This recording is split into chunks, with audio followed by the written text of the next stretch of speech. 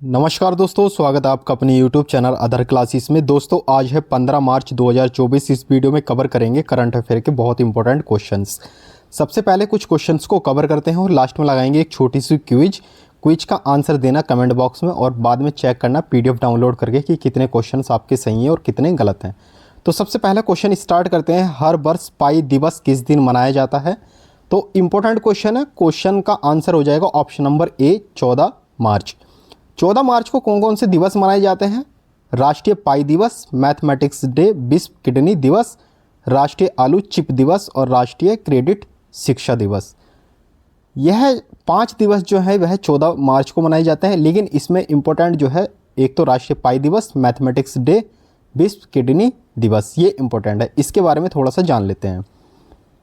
राष्ट्रीय पाई दिवस एक ऐसा दिन है जिसे वैज्ञानिक समुदाय और दुनिया भर के लोग मनाते हैं। पाई के गणितीय स्थिरांक को पहचानते हैं। संख्या पाई एक वृत्त की परिधि और उसके व्यास के अनुपात का प्रतीक है और 22/7 के अंश के साथ लगभग 3.1459 के बराबर है। आपने देखा होगा कि जब भी मैथ्स में क्वेश्चन आते हैं पाई से रिलेटिव, तो पाई का मान जो है वह 22/7 करके लिखा हुआ आता है। अगर कहीं भी अगर 22/7 कहीं लिखा हुआ नहीं होता तो हम जो है एज्यूम कर लेते हैं कि 22/7 पाई का मान होता है और इसका जो है 3.14 इसको हम ले लेते हैं, क्योंकि यह जो है क्वेश्चन सॉल्व करने में बहुत ज़्यादा हमारा इम्पोर्टेंट रोल निभाता है। दूसरा है, पूरी दुनिया में 14 मार्च को मैथमेटिक्स डे मनाया गया है। यह डे दुनिया भर में गणित को लेकर जागरूकता फैलाने का काम करता है। इस दिन की शुरुआत जो है 2019 में यूनेस्को में की गई थी। जो मैथमेटिक्स डे है सबसे शुरू में यूनेस्को में की गई थी, 2019 में शुरुआत इसकी। ठीक है, आगे। लेकिन एक बात याद रखो, जो किडनी डे है, ठीक है, किडनी डे की बेहतर सेहत प्रति लोगों को जागरूक करने के लिए यह हर साल मार्च के महीने में दूसरे गुरुवार को मनाया जाता है। ठीक है, जब भी हर साल में मार्च का महीना आएगा तो उसमें जो थर्सडे पड़ेगा, ठीक है, जब थर्सडे पड़ेगा ये उस दिन मनाया जाएगा। लेकिन सन 2024 में यह जो है ये आया है 14 मार्च को। ठीक है, तो इसलिए यह जो है इस साल 14 मार्च को मनाया जा रहा है। लेकिन वर्ल्ड किडनी डे यानी विश्व किडनी डे जो है वह हर साल 14 मार्च को नहीं मनाया जाएगा, ये बात आप याद रख लें। लेकिन इस बार 14 मार्च को मनाया जा रहा है। नेक्स्ट क्वेश्चन करते हैं।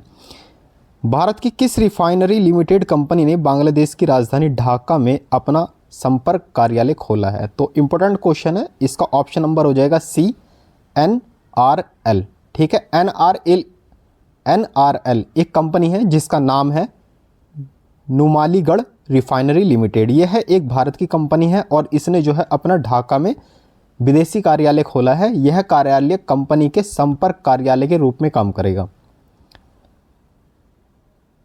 नुमालीगढ़ रिफाइनरी लिमिटेड यानी NRL की स्थापना जो है वह 22 अप्रैल 1993 को एक कंपनी के रूप में की गई थी। इसकी स्थापना 15 अगस्त 1985 को हस्ताक्षरित ऐतिहासिक असम समझौते के लिए किए गए प्रावधानों के अनुसार की गई थी। भारत की पहली रिफाइनरी जो है वह 1901 यानी 1901 ईस्वी में डिबगोई असम में स्थापित की गई थी। 1947 तक 0.50 मिलियन मीट्रिक टन प्रति वर्ष यानी MMTPA क्षमता वाली एकमात्र रिफाइनरी थी। मैंने आपको ये भी बताया कि पहली जो रिफाइनरी है वह कहाँ पे और कब खोली गई थी। ठीक है, तो आपको ये भी याद रखना है क्योंकि यहाँ से भी क्वेश्चन पूछा जा सकता है। नेक्स्ट क्वेश्चन, अगला क्वेश्चन वेरी इंपॉर्टेंट है दोस्तों। अगर आप इसी तरीके की रेगुलर नोटिफिकेशन चाहते हैं इसी तरीके का वीडियो का, तो आप चैनल को सब्सक्राइब करें, क्योंकि इससे आने वाला नेक्स्ट नोटिफिकेशन वो आपके पास तक पहुंच जाएगा और आप उसका संपूर्ण लाभ ले सकते हो। जितने भी करंट अफेयर के क्वेश्चंस किसी भी एग्जाम में पूछे जाते हैं, जैसे यूपी PCS हुआ या UPSC हुआ, ठीक है, और भी एग्जाम है जैसे रेलवे के UPSSC बोर्ड है और अदर बोर्ड है, बिहार बोर्ड है, ठीक है, BPSC है, तो उसमें जो है डिस्क्राइब करके ही समझाना पड़ता है। तो जब तक आप डिस्क्राइब करके समझने की कोशिश नहीं करोगे तो आप जो है उस क्वेश्चन को रिलेट नहीं कर पाओगे। ठीक है, तो यहाँ पे आप इमेजिनरी तरीके से भी सॉल्व करेंगे क्वेश्चन को, जिस तरीके से आप यहाँ पे दिखाई दे रहा है। किस देश के प्रधानमंत्री दासो शेरिंग टोब के 5 दिवसीय यात्रा पर भारत आए हैं? तो ये आए हैं भाई भूटान के। भूटान देश है, भारत से लगा हुआ देश है। ये यहाँ के प्रधानमंत्री हैं कौन? दाशो शेरिंग टोबगे।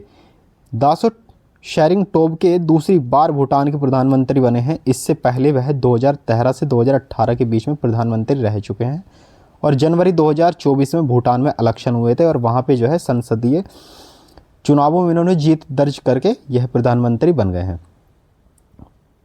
भूटान के प्रधानमंत्री शेरिंग टोबगे भूटान का प्रधानमंत्री बनने के बाद में अपनी पहली विदेश यात्रा जो है वह भारत में करने वाले हैं और 5 दिन के दौरे पे। ये जो दौरा है इनका 14 से 18 मार्च के बीच में चलेगा, ठीक है। और इनके साथ साथ जो है वहाँ से जो है कुछ इनके सहयोगी गण आएंगे, एक उच्च स्तरीय प्रतिनिधि मंडल मान लो उनको, ठीक है आप, और जो उनका जो है वह भारत स्वागत करेगा।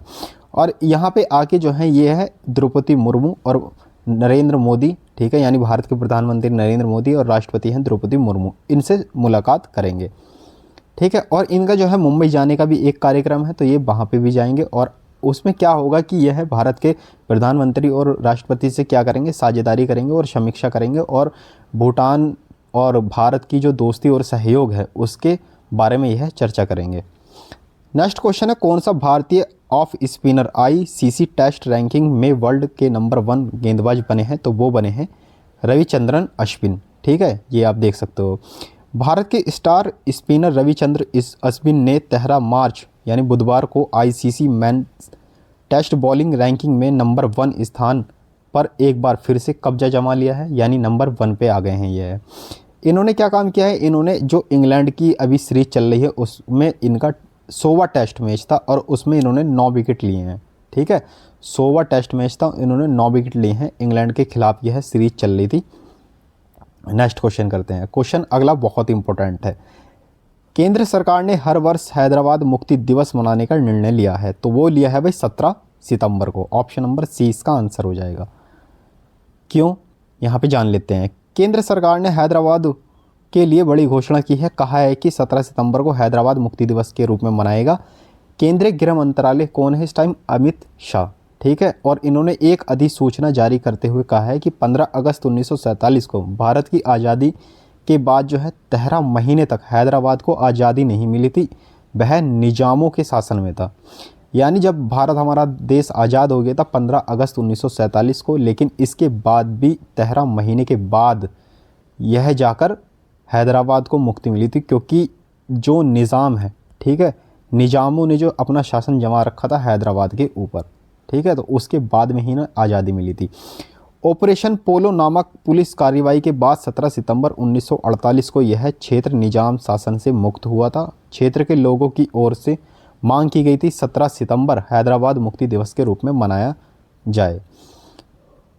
तो वहाँ पे जो जब निज़ामों ने क्या कर रखा था, वहाँ पे कब्जे जमा रखा था, तो उसके बाद जो है एक ऑपरेशन चलाया गया था जिसका नाम है ऑपरेशन पोलो, ठीक है। तो आप ये याद रखना, क्योंकि ये जो है ऑपरेशन पोलो से क्वेश्चन जो है एग्ज़ाम में पूछा गया है। नेक्स्ट क्वेश्चन, भारी उद्योग मंत्रालय ने ऑटोमोटिव और ईवी सेक्टर में इनोवेशन को बढ़ावा देने के लिए किस आईआईटी के साथ समझौता किया है? तो वो किया है आईआईटी रुड़की। तो ऑप्शन नंबर ए इसका आंसर हो जाएगा। नेक्स्ट क्वेश्चन, हाल ही में रूस और चीन और ईरान, यानी 3 देश हैं, रूस, चीन, ईरान, ठीक है, रूस है, चीन है और ईरान है।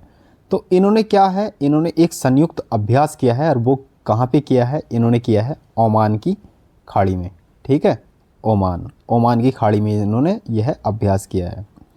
इंपॉर्टेंट क्वेश्चन है, क्वेश्चन पूछा जा सकता है आपके एग्ज़ाम में। अगला क्वेश्चन है, किस राज्य में खेलो इंडिया राइजिंग टैलेंट आइडेंटिफिकेशन यानी कीर्ति, ठीक है, पूरा नाम क्या हो जाएगा? कीर्ति। खेलो इंडिया राइजिंग टेस्ट आइडेंटिफिकेशन, ठीक है, यानी कीर्ति, क्योंकि इसकी जो है कहीं कहीं पे जो है शॉर्ट फॉर्म लिखी हुई आई और फुल फॉर्म इसकी पूछ ली गई है। तो इसका कार्यक्रम जो है कहाँ पे किया गया है भाई? चंडीगढ़ में। तो ऑप्शन नंबर ए इसका आंसर सही हो जाएगा। नेक्स्ट क्वेश्चन करते हैं। अरुणाचल प्रदेश के किस जिले में जैमीथांग में गौरसम कोरा महोत्सव मनाया गया है? तो ये मनाया गया भी तवांग में। तो अरुणाचल प्रदेश का एक ज़िला है जिसका नाम है तवांग, तो ये महोत्सव जो है वहाँ पे मनाया गया है। महोत्सव, मेले, ठीक है, नृत्य, इनसे क्वेश्चन जो है एग्ज़ाम में पूछने की संभावना ज़्यादा होती है। जैसे कि अगर आप क्वेश्चन देखोगे यूपीएससी और एक यूपी पीसीएस, ठीक है, यूपी पीसीएस, इनमें क्वेश्चन में क्या है, इनमें आप देखोगे कि जो पेपर आपका 2 पेपर थे ऑप्शनल, लेकिन उसको हटा के जो है इन्होंने स्टेट के एग्जामिनेशन के रूप में कन्वर्ट कर दिया है, ठीक है। इसी तरीके से जो है ये क्वेश्चन जो है इसलिए इम्पोर्टेंट हो जाते हैं क्योंकि ये क्वेश्चन बहुत ज़्यादा इंपॉर्टेंट रोल निभाते हैं महोत्सव से, ठीक है। ये जितने भी क्वेश्चन जैसे महोत्सव हो गया, जीआई टैग हो गया, नृत्य हो गए, ठीक है, और ब्रांड एम्बेसडर हो गए, और ये जो कार्यकारी निदेशक वगैरह होते हैं बैंकों के, ठीक है, ये हो गए, इनसे क्वेश्चन जो है एग्ज़ाम में रिलेट ज़रूर करता है। नेक्स्ट क्वेश्चन, ब्रजेश कुमार सिंह को किस बैंक का कार्यकारी निदेशक नियुक्त किया गया है? तो ये किया गया है भाई एसबीआई बैंक, यानी सॉरी इंडियन बैंक, ठीक है। को क्या आंसर हो जाएगा? Indian bank. तो ऑप्शन नंबर सी इसका आंसर हो जाएगा। इसके बारे में थोड़ा सा हम जान लेते हैं इंडियन बैंक के, क्योंकि यह क्वेश्चन जो है बहुत इंपॉर्टेंट है। यहाँ पे आप देख सकते हो ब्रजेश कुमार को जो इंडियन बैंक के जो है अभी कार्यकारी बने हैं।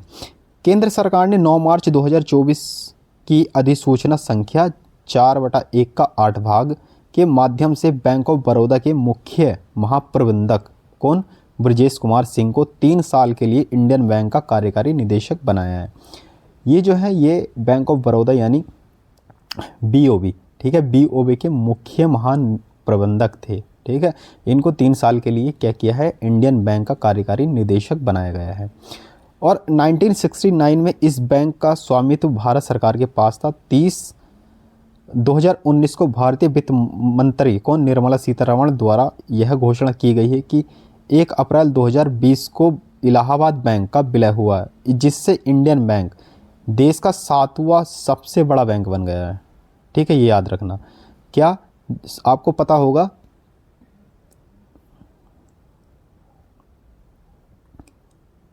दोस्तों, आपको पता होगा कि 1 अप्रैल 2020 को इलाहाबाद बैंक का विलय हो गया था, जिससे इंडियन बैंक जो है 7वां सबसे बड़ा देश बन गया था, ठीक है। ये क्या किया था? ये जो है दोनों मर्ज हो गए थे, एक तो इंडियन बैंक और एक जो है इलाहाबाद बैंक, ये दोनों जो है आपस में मर्ज हो गए थे, और ये है जो है भारत का जो 7वां सबसे बड़ा बैंक बन के सामने आया था। इंडियन बैंक एक भारतीय सार्वजनिक क्षेत्र का बैंक है, जिसकी स्थापना जो है 1907 ईस्वी में हुई थी, और इसका मुख्यालय जो है चेन्नई में है। ये सबसे लास्ट का इम्पोर्टेंट पॉइंट है, क्योंकि अगर किसी भी आप बैंक का एग्ज़ाम दे रहे हैं तो ये क्वेश्चन जो है उसमें पूछने की संभावना बहुत ज़्यादा हो जाती है। नेक्स्ट क्वेश्चन, किस केंद्रीय स्वास्थ्य मंत्री ने जन औषधि केंद्रों के लिए क्रेडिट सहायता कार्यक्रम लॉन्च किया है? तो ये किया है option number A doctor Mansukh Mandaviya. तो ऑप्शन नंबर ए इसका आंसर सही हो जाएगा। दोस्तों, अब 14 मार्च 2024 की एक करते हैं छोटे से क्विज का आंसर देना है कमेंट बॉक्स में आप। सबसे पहला क्वेश्चन देखते हैं, नायब सिंह सैनी जो है वह किस राज्य के मुख्यमंत्री बने हैं? तो वे बने हैं हरियाणा के। तो ऑप्शन नंबर ए इसका आंसर सही हो जाएगा। इससे पहले कौन थे? इससे पहले थे मनोहर लाल खट्टर, ठीक है, ये भी आपको याद रखना है। नेक्स्ट क्वेश्चन, निम्नलिखित में से किस आर्किटेक्ट को प्रीतिजकर आर्किटेक्चर पुरस्कार 2024 से प्राप्त हुआ है? तो ये हुआ है रिकेन यामामोटो। तो नाम याद रखना, रिकेन यामामोटो। ये मैंने कल भी क्वेश्चन कराया था, बहुत इंपॉर्टेंट क्वेश्चन है जो अगले वाला बता रहा हूँ। वैश्विक संस्था Stockholm International Peace Research Institute यानी सीपरी द्वारा जारी रिपोर्ट के अनुसार कौन सा देश दुनिया का सबसे बड़ा हथियार आयात देश बन चुका है? वह बना है भारत। यानी भारत जो है दूसरे नंबर पर बना है, ठीक है, दूसरा सबसे बड़ा हथियारों के मामले में, यानी हथियार बहुत ज़्यादा हो गए हैं भारत के अंदर, ठीक है। और इन्होंने जो है लगभग जो है 24% की वृद्धि की है, आपको ये भी याद रखना होगा। अगला क्वेश्चन, फरवरी माह में ICC player of the month का खिताब किसने जीता है? तो ये जीता है ऑप्शन नंबर ए और बी दोनों हो जाएंगे, जिसमें एनावेल है सदरलैंड और यशस्वी जायसवाल, यह दोनों के दोनों खिलाड़ी हैं। यह जो है एक यशस्वी जायसवाल यह भारत के खिलाड़ी हैं, ठीक है, बैट्समैन है।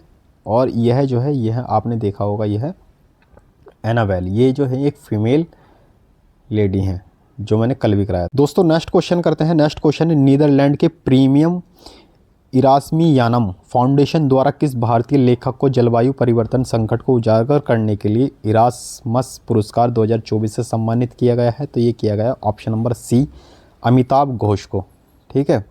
तो ये इम्पोर्टेंट क्वेश्चन था, दोस्तों जैसे ही आप पीडीएफ डाउनलोड करोगे इस वीडियो का डिस्क्रिप्शन में जाकर, तो वहाँ पे आपको क्या है, ये इस तरीके से क्वेश्चंस के आंसर की आपको क्विज के आंसर मिलेंगे। ठीक है, जितने भी हमने क्विज कराई हैं ये वाली इस पीडीएफ में, यानी 5 क्वेश्चंस हमने कवर किए हैं, तो 5 के आंसर यहाँ पे मिल जाएंगे आपको। आंसर अपना आप चेक कर लेना कि मेरे कितने सही हैं और कितने गलत हैं, वहाँ पे आप क्वेश्चंस का अंदाज़ा लगा सकते हो। अगर आपने इससे पहले वाली करंट अफेयर की क्लास नहीं देखी तो वो जाकर देखिएगा, क्योंकि आप जो ये क्वेश्चन आप सही कर रहे हो, ठीक है, इसमें जो है आपकी 100% एक्यूरेसी तभी आएगी तब इससे पहले वाले आप करंट अफेयर के क्वेश्चंस को देख लोगे।